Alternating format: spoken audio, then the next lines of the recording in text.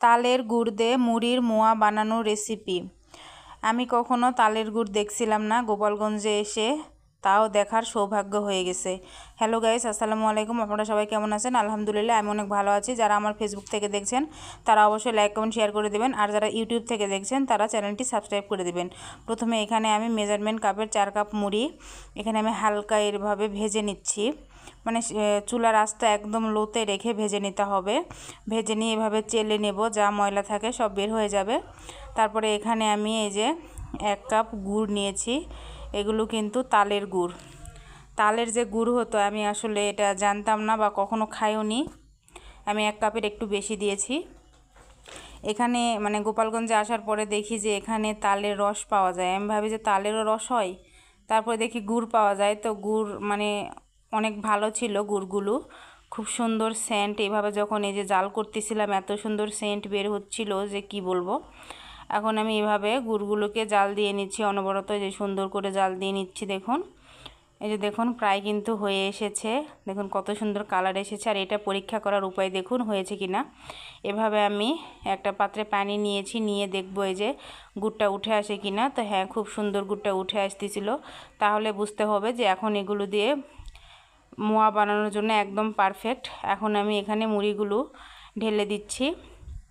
মোয়া বানানোর জন্য কিন্তু এভাবে ঢেলে দিয়ে অনবরত নেড়ে সবগুলো মিশিয়ে নিতে হবে। আর অবশ্যই অতি দ্রুত গরম থাকতে বানাতে হবে, তা না হলে কিন্তু ঝরঝরে হয়ে যাবে আর দলা পাকতে চাইবে না। যেহেতু আমার এখানে খুবই অল্প ছিল, তাই আমি এখানে একবারে দিয়েছি। আর আপনারা যদি বেশি বানাতে চান তাহলে অবশ্যই অল্প অল্প করে মুড়িতে আপনারা গুড় একটু একটু করে দিবেন আর মোয়া বানাবেন, তা না হলে কিন্তু ঝরঝরে হয়ে যাবে। তখন আর এই যে মোয়ার মতো শেপ দিতে পারবেন না। আমি কিন্তু একবারেই মানে দিয়েছি, যেহেতু খুবই অল্প ছিল। দেখতেই তো পাচ্ছেন কতটুকু। এভাবে করে আমি এভাবে সবগুলোকে আমি মিশিয়ে নিচ্ছি, একসাথে মিশিয়ে নিয়ে কিন্তু আমি চুলা থেকে নামিয়ে নেব। আর হ্যাঁ, আমার কিন্তু এখন চুলার আঁচটা নিভানো আছে। এই যে দেখুন নামিয়ে নিয়েছি। সবগুলো একসাথে মিশিয়ে আমি এগুলোকে মোয়ার শেপ দিয়ে নিব। আমি কিন্তু হাতে একটু করে পানি দিয়ে নিচ্ছি আর এরকম শেপ দিচ্ছি, কারণ খুবই গরম ছিল। এত গরম তো বানানো যায় না। আর দেখুন খুব সুন্দর শেপ দেওয়া যাচ্ছে গোল গোল করে। এইভাবে আমি গোল গোল করে বানিয়ে নিচ্ছি। আরেকটা বানানো দেখিয়ে দিয়ে চলুন, কত সুন্দর হয়েছে দেখুন। খুব সুন্দর মানে বানানো হচ্ছে।